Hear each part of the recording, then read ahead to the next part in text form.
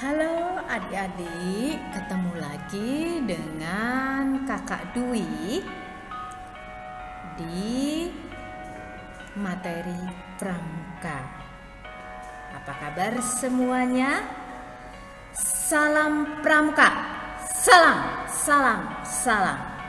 Nah, kali ini kita akan mengenal materi P3K. Nah, ingin tahu P3K itu apa? Nah, P3K adalah pertolongan pertama pada kecelakaan di dalam kegiatan pramuka.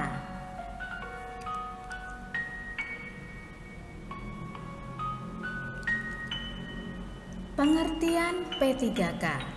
P3K adalah singkatan dari pertolongan pertama pada kecelakaan yang terjadi saat kegiatan pramuka. Artinya adalah pertolongan sementara terhadap kecelakaan atau cedera kepada korban sebelum memperoleh pertolongan dari dokter atau ahli medis yang lain. Jadi korban akan merasa lebih tenang dan dapat mengurangi bahaya yang lebih besar karena kecelakaan yang timbul. P3K dilakukan untuk memberikan perawatan secara darurat kepada korban sebelum pertolongan yang lebih lengkap dilakukan oleh dokter atau petugas kesehatan lain. P3K adalah pemberian pertolongan segera terhadap orang yang menderita sakit.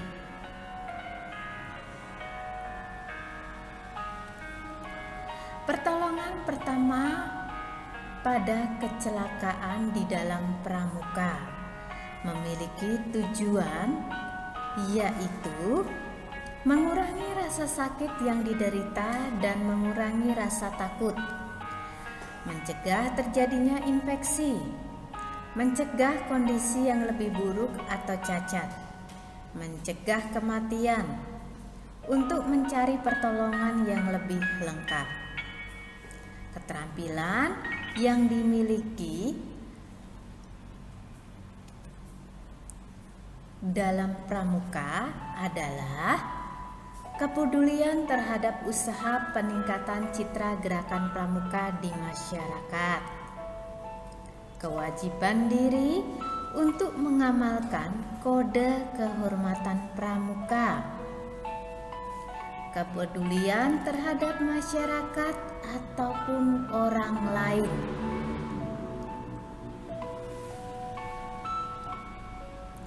Prinsip P3K dalam pramuka.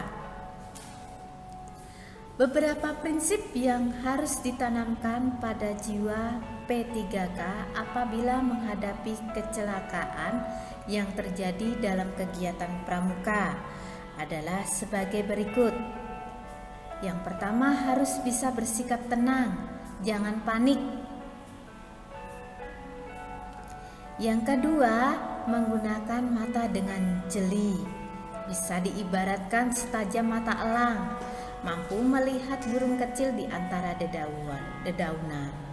Kita juga harus bisa menguatkan hati untuk melakukan tindakan yang bisa menyakiti korban, maksudnya menyakiti dalam hal menolong. Seperti kalau mengobati luka, pasti ada teman kalian yang merasa merintih kesakitan. Jadi kita harus bisa menguatkan diri kita dulu. Kemudian lakukan gerakan dengan tangkas dan tanpa menambah kerusakan. Perhatikan keadaan sekitar kecelakaan, cara terjadinya kecelakaan, cuaca dan sebagainya. Kita juga harus mengetahui keadaan sekitar. Kalau kecelakaan yang diakibatkan oleh gigitan ular, kita juga harus melihat di sekitar apakah ular tersebut masih ada atau tidak. Kalau masih ada, kita harus bisa untuk menyingkirkannya dulu. Perhatikan keadaan penderita, apakah pingsan, ada pendarahan, dan luka, patah tulang, atau merasa sangat kesakitan. Jadi kita harus tahu dulu penderita, apakah dia pingsan atau pendarahan. Jadi kita tidak sampai salah dalam hal penanganan. Periksa pernafasan korban.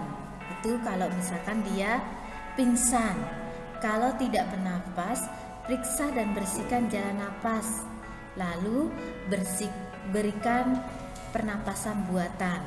Kalau pasien tersebut dalam kondisi tenggelam, jadi kita harus bisa bersihkan jalan beri napas buatan. Kemudian juga kita harus periksa aliran nafasnya. Sementara pemberian pertolongan harus menghubungi petugas medis atau rumah sakit rujukan.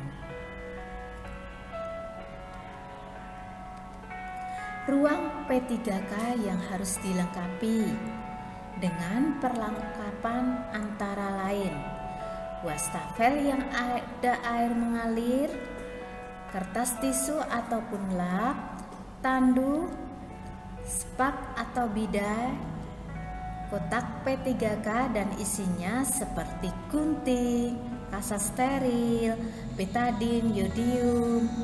Nah, itu harus ada dalam kotak P3K. Tempat tidur lengkap dengan bantal dan selimut. Tempat untuk penyimpanan tandu atau kursi roda. Sabun dan sikat. Pakaian bersih untuk orang yang menolong dan pakaian bersih untuk orang yang ditolong. Tempat sampah dan kursi tunggu jika dibutuhkan.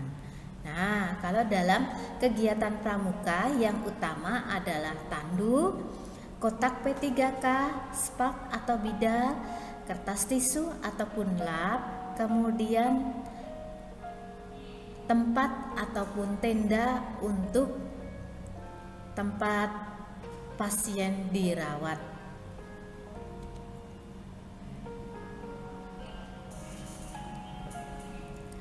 Berikut ini adalah jenis tindakan yang harus dilakukan dalam P3K, antara lain menilai situasi, memperhatikan situasi yang terjadi dengan segera dan aman, mengenali bahaya yang mengancam diri sendiri, korban dan orang lain, memperhatikan sumber bahaya yang ada dan juga jenis pertolongan yang tepat.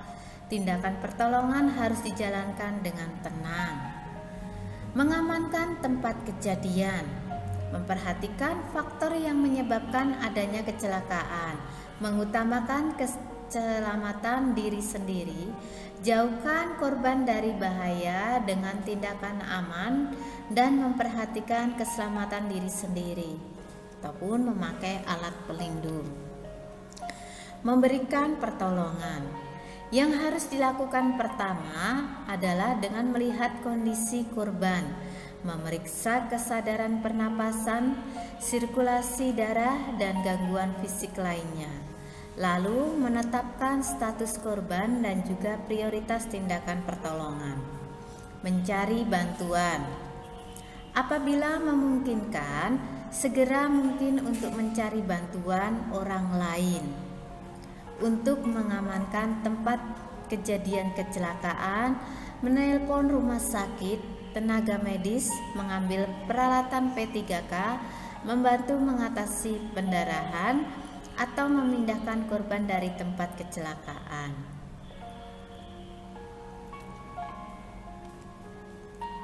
Contoh kejadian kegawat daruratan yang sering terjadi dalam kegiatan pramuka dan cara penanganannya.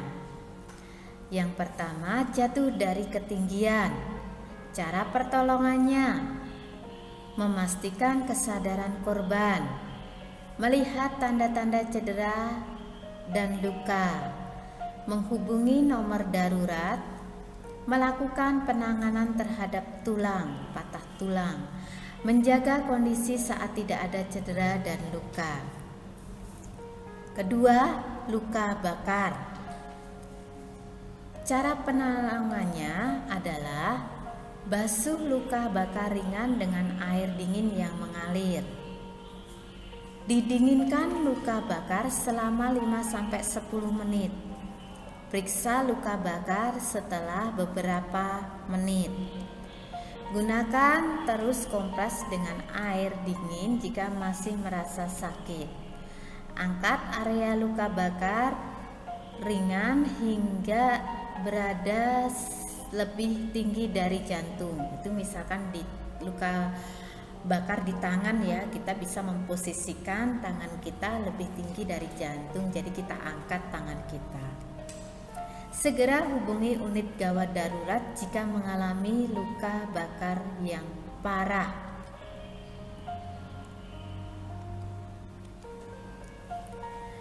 Contoh yang ketiga, pingsan. Cara penanganannya, angkat penderita ke tempat yang teduh dan baik sirkulasi udaranya. Tidurkan telentang tanpa bantal dengan kaki lebih tinggi bila mukanya pucat. Jika mukanya merah dapat diberi bantal. Beri selimut supaya hangat. Beri rangsangan dengan bau-bauan yang menyengat seperti alkohol ataupun minyak kayu putih. Bila penderita sadar, berikan minum air yang hangat. Bisa menambahkan larutan gula.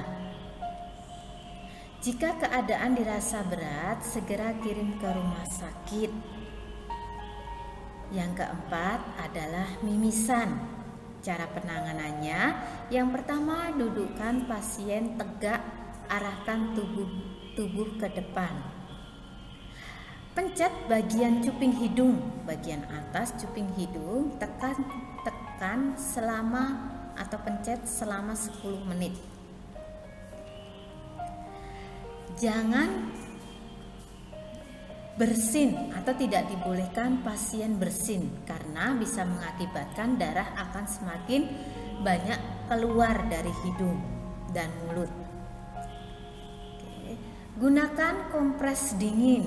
Kita bisa mengkompres bagian dari cuping hidung sampai ke bagian dahi dengan air dingin atau boleh juga dengan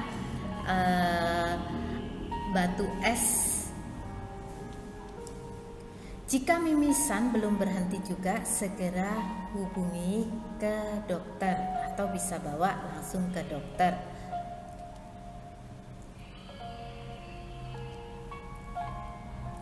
Yang keenam, luka gores. Cara pertolongannya yaitu menghentikan pendarahan dengan cara menekan luka atau membersihkan dengan air atau tisu ataupun kasa steril. Usapkan obat merah atau yodium. Setelah bersih lukanya, kita usapkan obat merah. Beri obat merah secukupnya atau yodium. Berilah sulfatilamid powder dan jangan sampai terkena air. Untuk menutup lukanya, kita bisa menggunakan kain kasa yang kering dan steril. Selanjutnya, luka gigitan.